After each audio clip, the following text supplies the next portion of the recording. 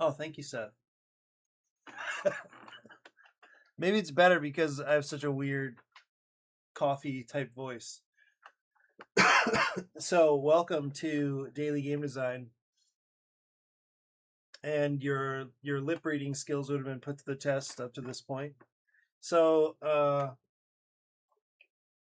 anyway, I have an hour of design here, and then I've got a bunch of work to do for school semester prep, and I'll have to do that for a few hours for sure.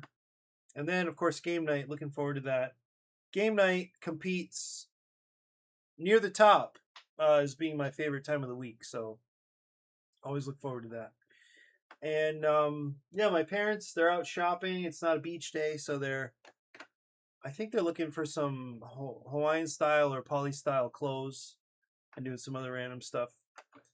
Um, while I'm here working away, Seth, what are you working on today? Okay, my goals here for actual productivity are updating the TTS mod with all these new cards or these updated cards, and then perhaps taking a few turns and just seeing what the game feels like now.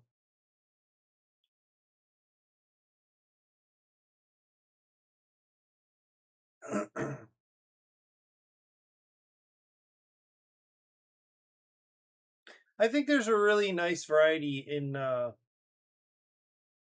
these cards now, and I think very few dead spots throughout the game. There will be a few, and um, at the same time, starting with more meeples, I think opens up the game, the feeling of the game earlier, converting ad hoc data models into standardized view models for Android.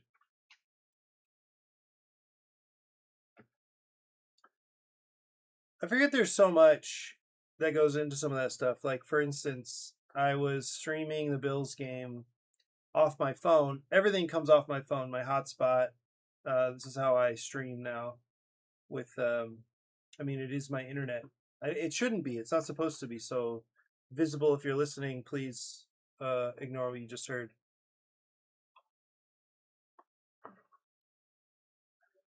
So I was streaming the Bills game. I couldn't get the stream to work until I chose the desktop view mode on my phone. So I forget how sensitive some of those things can be.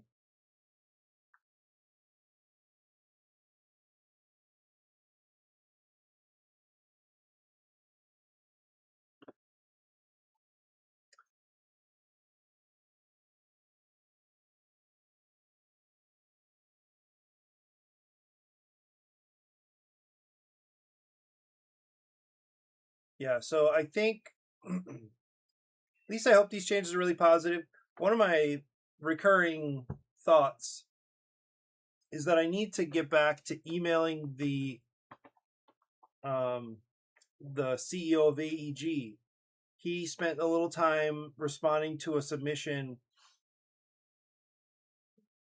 I sent into them last year, and I doubt he was really interested in general in the game in Sugar Shack, but he said they're going to be opening up submissions again early this year, and maybe I could try again then, but hopefully I get the game signed by then.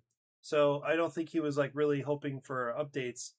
But I wish I could show you. Maybe I can. Maybe I can show you the state of the game when I sent it to him last year. It was incredibly different.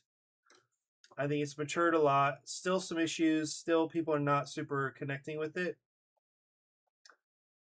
Let me see.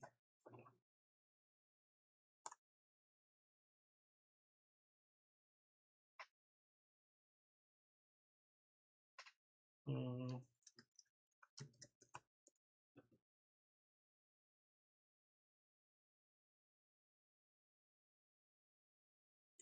So I sent it into Galen of Galen's Games. That's when it was very, very underdeveloped as well, underbaked.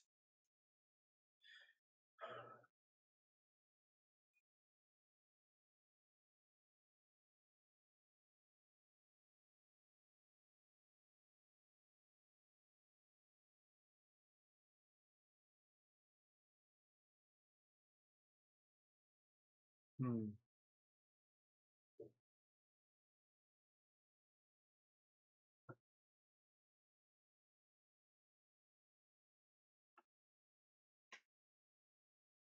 What in the world? I don't know. Maybe it's in my actual tabletop games email account.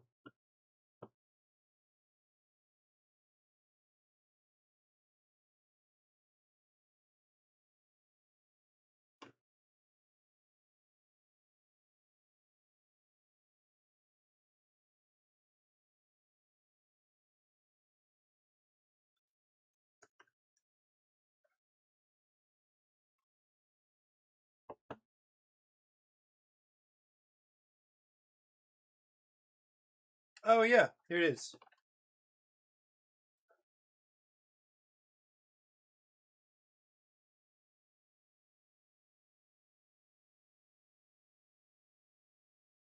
Yeah, very cool. Okay, so this was fundamentally educational for me. I mean, when I got this feedback, I realized I needed to change pretty much everything about what I was doing with my pitching and sell sheets. It's because of this email. And this is John Zinser, who is the CEO of AEG. It's a big and important publisher.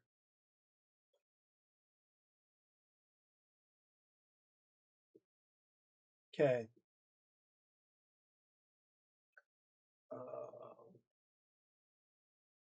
Yeah, so his critique was the pitch leaned heavily into how much the game offers rather than showing us the key moments that bring people back. We'd love to see a version of the pitch that focuses more clearly on this stuff. You clearly have something thoughtful, well developed here. He didn't know, he's just being kind. I think with a tighter focus on the player experience, Sugar Shack could land more strongly. We're passing for now, but if you do decide to revisit the pitch with these elements in mind, we'd be happy to take another look. We're asking designers to hold off on repitches until January 2026. So also noting your yeah, then okay. So I have the video. I'm a little nervous to go look at this actually. I'm a little bit nervous. But let's do it. In the spirit of fair play.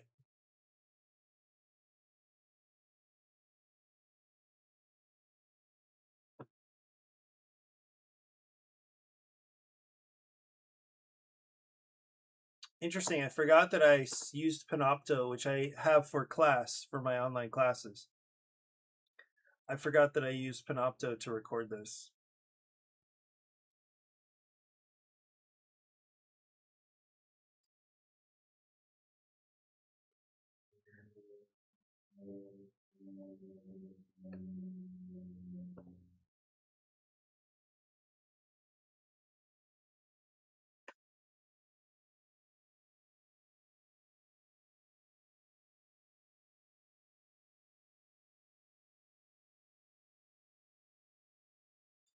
So it's 2.5 minutes long. Scott Keeble, Tabletop Games. I'm here to tell you why Sugar Shack is a good fit for you in 4 minutes or less. Sugar Shack is a 1 to 2 player worker placement game, engine building, and some other fun thematic mechanics involved. But it all happens in a really small package. There are 25. Hey, I'm Scott Cable with Tabletop Games. I'm here to tell you why Sugar Shack is a good fit for you in 4 minutes or less. Sugar Shack. By the way, I was in China filming this. I see the background. That doesn't seem right. Wait a minute. I was in China. Okay, so it must have been late May, early June. I thought it was like a full year. Shack is a 1 to 2 player worker placement game, some engine building, and some other fun thematic mechanics involved.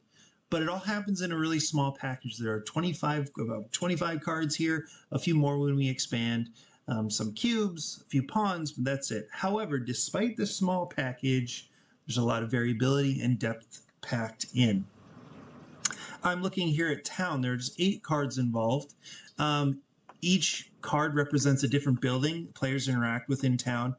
However, the buildings are going to be different every game, and their configuration is going to be different every game, which is going to ask the players to adapt, to plan differently and prioritize differently every single game.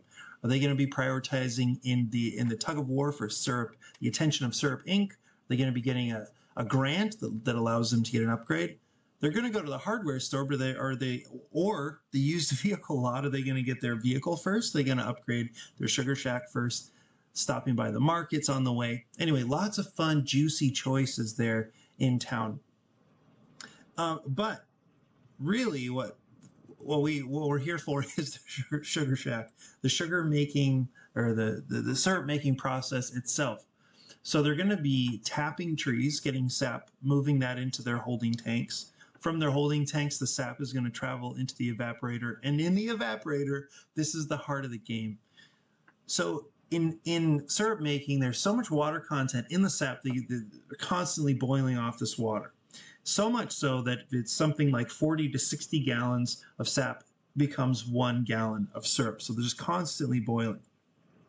And that's represented in this game by an automated process in the evaporator. And here is the key moment, the absolute key moment, the finishing step in syrup making. It's a very sensitive moment, and this game invites players to time it perfectly, to be paying attention so that they don't miss this syrup when it's at its finishing step, but they can actually catch it, move it into storage, bottle it, fill their vehicle in their garage, and then head into town for this entrepreneurial adventure. So this is Sugar Shack. I think I'm just really excited about it. Some great potential here, and there it is. I'm really looking forward to hearing from you. Thanks so much. Okay. I don't think that was horrible. But as as John mentioned, it's not really obvious what makes the game super interesting. Like, I didn't concentrate on those things. I described a lot about the replayability. I got into a little detail about how the Sugar Shack works. I guess I can't say. I don't think anybody would come away from this little introduction knowing how the game works or understanding the engine building part of it. So keys in the game include the engine building. Well, let's see. Actually, it's probably worth thinking about a little bit here as I complete this update. So it's a resource management, worker placement, engine building game. That's definitely what's going on here. Thankfully, the process for bottling syrup has been way like I've streamlined that like crazy. It was actually closer to this version than I expected, and at that time there were just 2 pawns. I think you had 2 pawns, and you had to pay some amount of money to like go in and interact with various tiers of buildings. In this case, all you do is spend some number of workers or dedicate some number of workers to a location. So that deals with the cost of moving into town.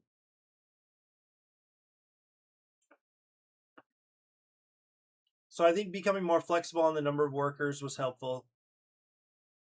Streamlining the Sugar Shack. Think about how there was like this multi-step process in the Sugar Shack. And even though I think it was more thematic that way, it was very procedural, probably really boring. And now what happens, now the way, so it still matters though.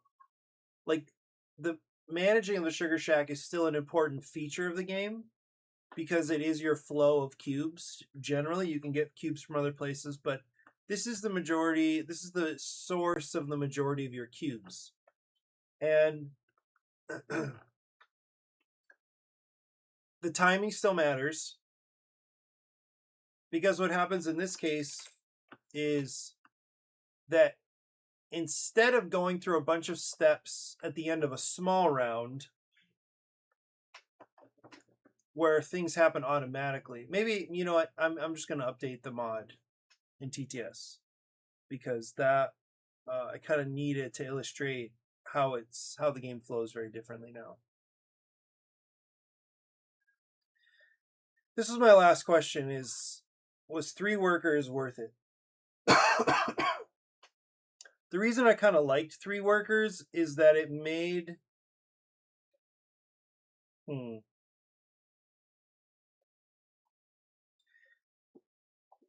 don't think it's just not enough money for 3 workers. I don't think so. I'll just leave it at 2 for now. Okay. I also don't think this ability is strong enough.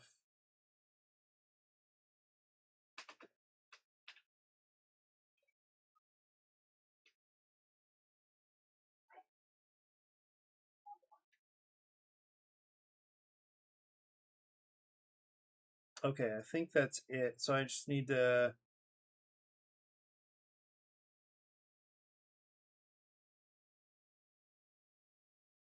Yeah, download pages 1 to 22.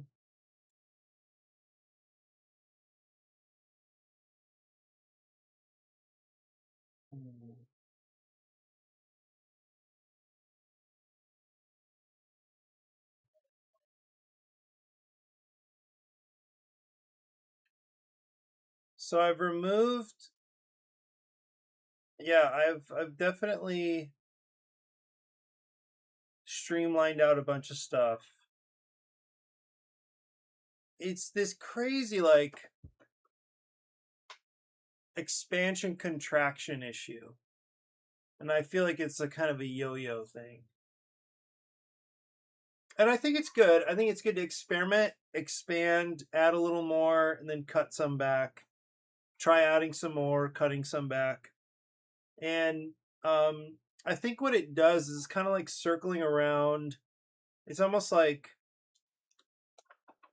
it's like those like the labyrinth game that where you're like balancing the tables. So you have the dial on your left hand, dial on your right hand, and the table is like kind of tilting back and forth, and you're like circling around that home spot. So the ball is traveling through this little maze, and you're avoiding these pitfalls, and it's okay. Maybe the maze part is not perfect, but just that visualization of the marble kind of like you're like working the marble around and it flies off this way and you catch it and it flies off this way and then eventually you sink it in that like kind of home location. I think that's what this is. That's the feeling. It's like, let's try this. Well, bring it back. Let's try this. Bring it back. And then eventually you find that spot, that sweet spot where people actually start having fun. Because I don't think the game is fun yet. I think there are some interesting choices, but I never, during any playtest, have I gotten the sense that the game was fun. And I think that had to do with the clunkiness, the procedural nature of the game, and like, oh wait, okay, so we're done with this. Okay, now move into this phase, the cleanup phase. Okay, start the next round. Okay, now another cleanup phase, but the sugar bush is empty, so let's go through this bigger cleanup phase. And I think that's all very distracting from the interesting choices. That's my guess. So that's one of the reasons I'm experimenting with these changes and hoping to see whether whether there's a change in the enthusiasm people have as they play, as things start to make more sense, as the engine becomes more apparent, that sort of thing. Okay, so now I think I'm ready to update. Look at all this stuff.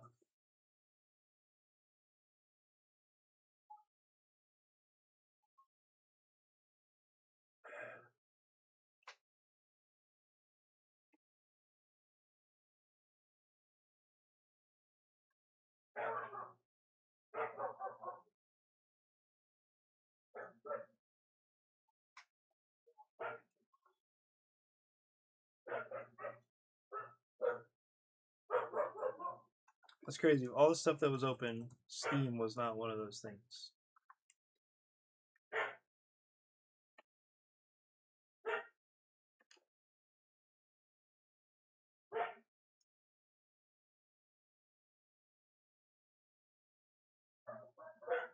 Oh, I guess it had been open. I just closed it. I think this is right.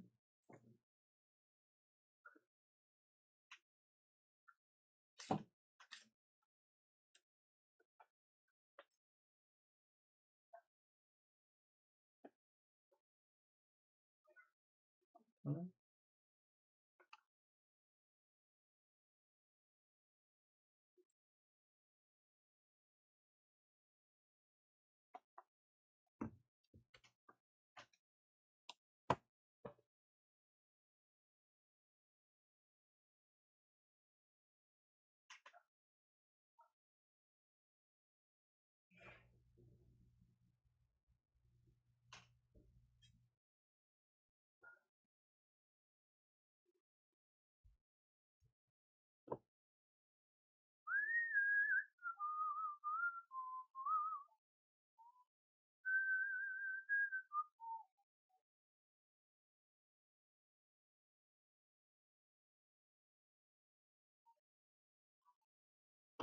Yeah, so once I update all the cards in here, I should be able to click through some turns, and then the most important changes will be really obvious.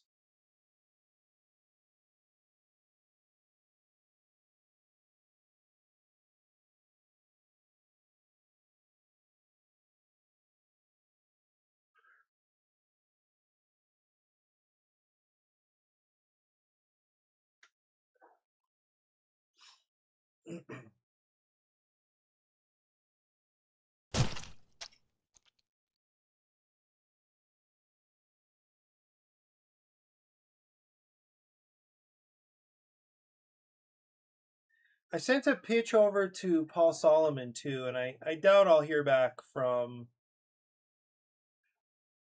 Well, I don't know. He seemed pretty slammed with deadlines, but I don't know. I don't know. I feel like the little game I have, the little bidding game, works pretty well.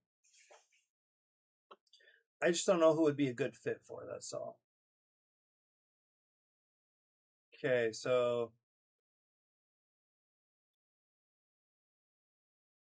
this actually could take a while because I end up updating the cards one by one, and now I don't think there's anything with a unique card back though.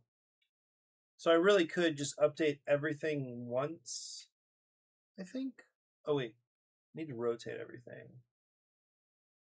Is that true? No. It's our landscape. Like so this was Farland Market. And then the card back is not unique anymore. It's just the regular. Oh no, I didn't download it. Is it true? Did I not download that? I think I missed it. Yeah, this is really. I don't know if it's my connection or what, but it's moving pretty slow. Yeah, I need to download this.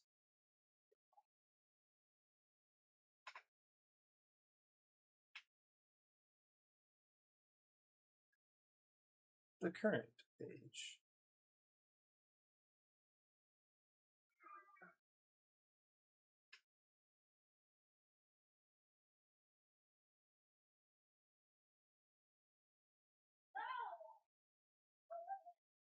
So I'll move that into here.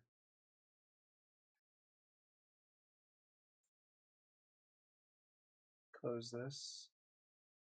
It's wild. Like I think it's just stuff I don't understand about computers, but like having one window of Chrome open and that takes a million resources, and then having on top of that a few windows of whatever this is called open, Vivaldi open. It's just an insane amount of resources that the computer is, or I'm using up.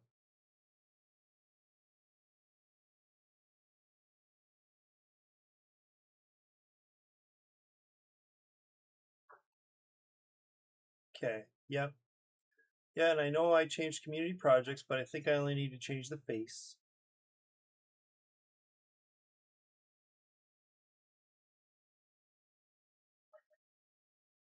Chrome is infamous for eating resources. And I try to I try to close things, or I try to uh what is that? Like even in Chrome, or like even in Vivaldi, like go to the task manager and like try to, I can't really tell what I can close, honestly. Well, like I guess tabs and extensions, but I don't know. Anyway, I just need to remember not to have both open at the same time. Oh, I did change some portrait cards too. Or both of those I changed. So I need to download them. So this is the first like comprehensive update I've done in a while. I updated a few cards, but I'm actually updating the whole, like every single card, I think, or almost every card.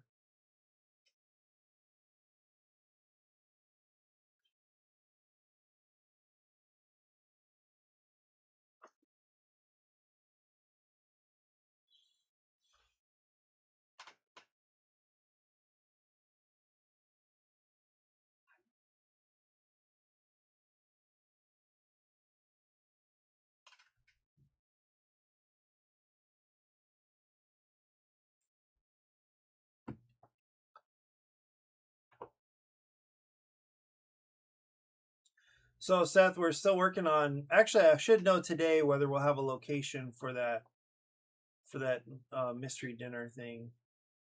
I think Ming is feeling the pressure a little bit. I mean, most of the story stuff, he might feel like most of it's on him. We did recruit a few people, and then I've of course got, the I've got what you sent me from your brother. But I think, let's say, we have a hard time finding a location in an amount of time that he's comfortable with, then I think we'll still do a dinner, just like a group dinner, maybe a nice one, just for like our gamer friends to have a nice Valentine's option.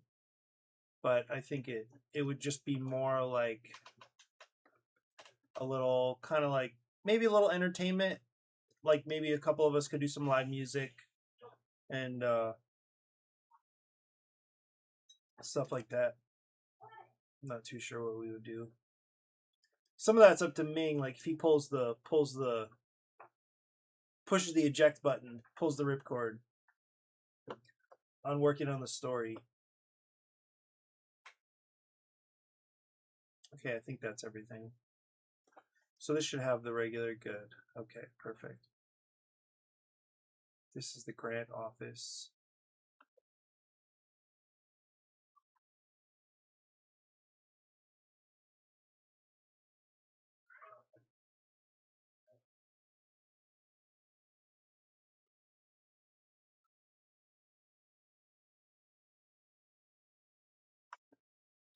Okay, one major change is that the town is no longer waking up. I'm just gonna bite the bullet here and just teach all the cards at once. I think the waking up was a cool concept, and in a way it saved a little bit on the teach, but I think just again the remembering the steps, I think is too heavy of a load. This is the gift shop. I don't think the face is necessarily changing. It might change a little bit. I don't remember. But these kind of random, yeah, the roll dice to gain benefits is leaving. It's saying farewell. Town hall very much updated.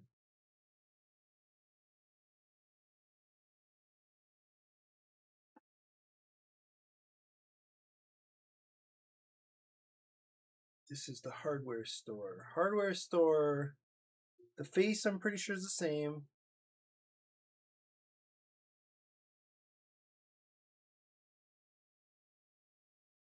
So setup is also going to be easier here.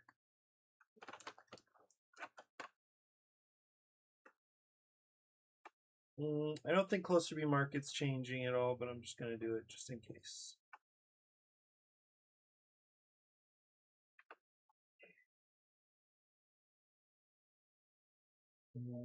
Oh no, the hardware store did change. Closer Be Market, though, I don't think is.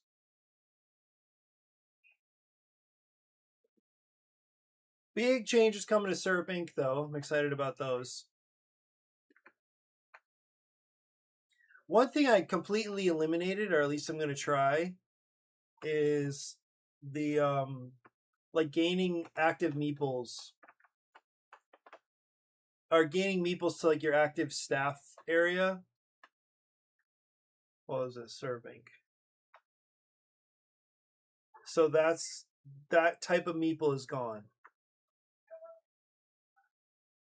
You just gain them for the next round. And the thing is, it's not partly because it's not rounds anymore. You really have access to those meeples almost as soon as you want because of the way that the retrieve meeples thing works right now.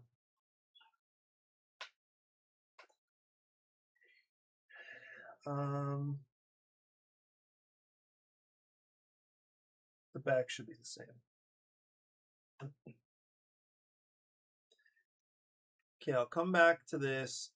The warehouse I have simplified because I only have one side now. I deleted, or I eliminated flipping the warehouse. I kind of thought that flipping would be helpful because it would remind you that that's when you get paid out, but I don't think it's really worth it. There's not a great reason to do it anymore. So no need to flip it. It's just that you empty it. Also, why are these cards way bigger?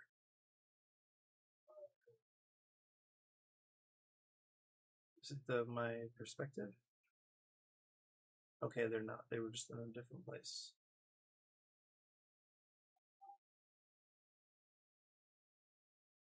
Okay, these are all going to be different.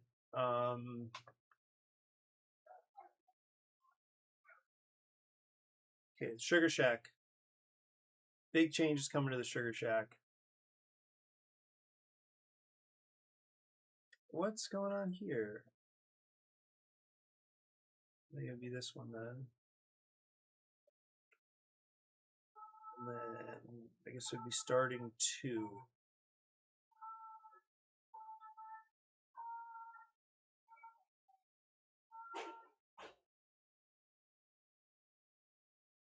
Boom. That's different.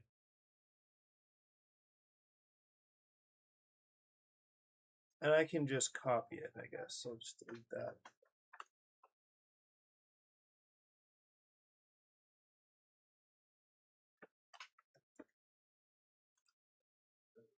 Okay, now let's update. This is the garage.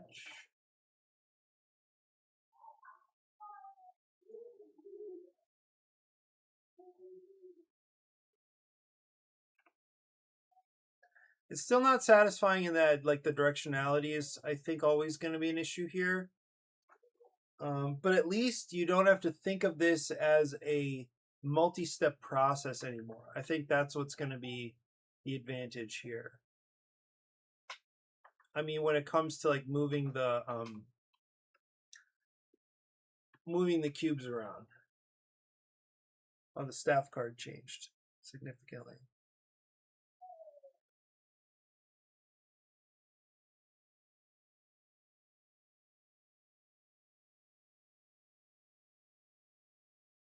Nice, nice, nice. I think I should change the size here.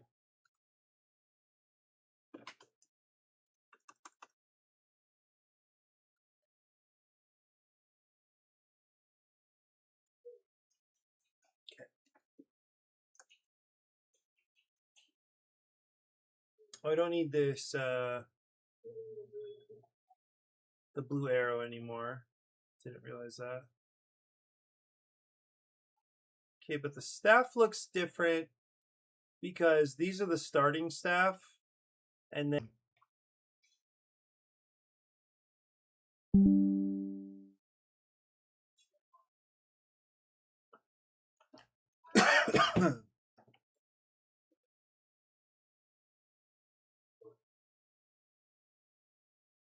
okay. Okay, so that's good. Delete this, delete this. It says that the juice was probably not worth the squeeze.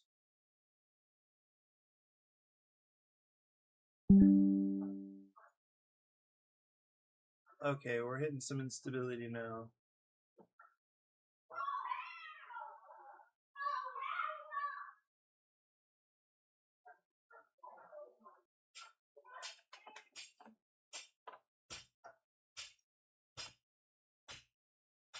Hmm.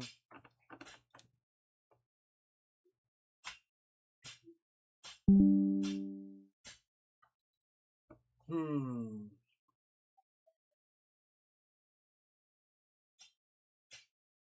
Yikes.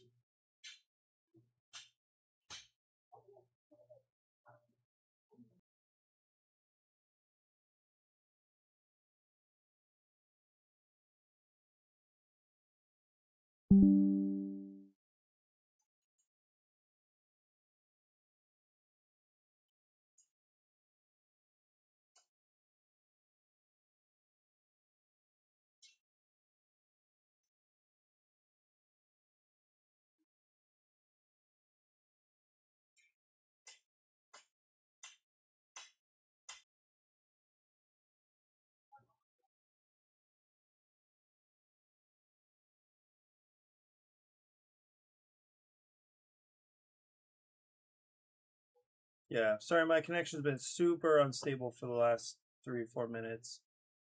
And don't really know why.